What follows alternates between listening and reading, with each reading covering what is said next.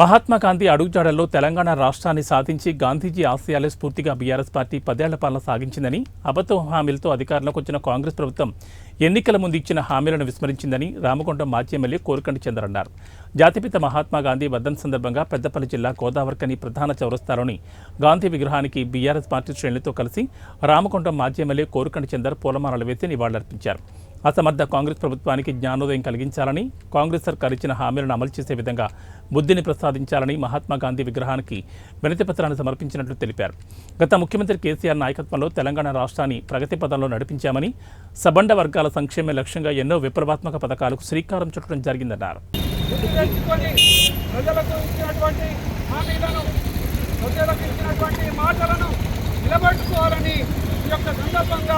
మేము డిమాండ్ చేస్తా ఉన్నాం.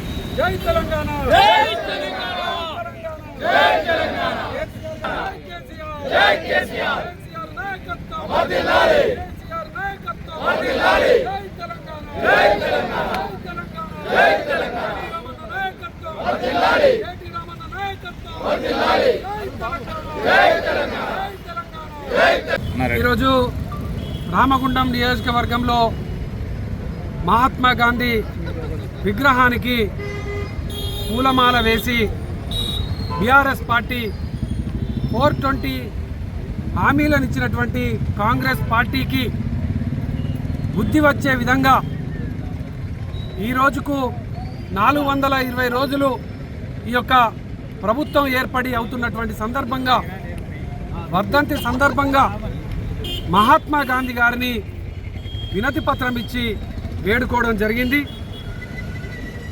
మీ అడుగుజాడల్లో తెలంగాణ రాష్ట్రం కోసం ప్రాణాలను సైతం ఇవ్వడానికి సిద్ధపడి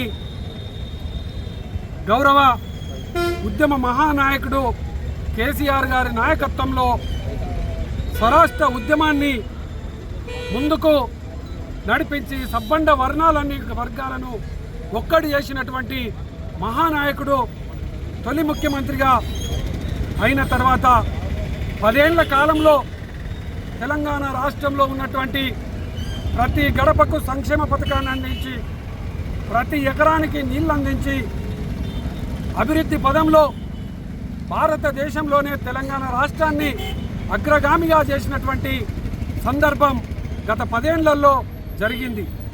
ఎన్నికల సమయంలో 420 హామీలు ఇచ్చి,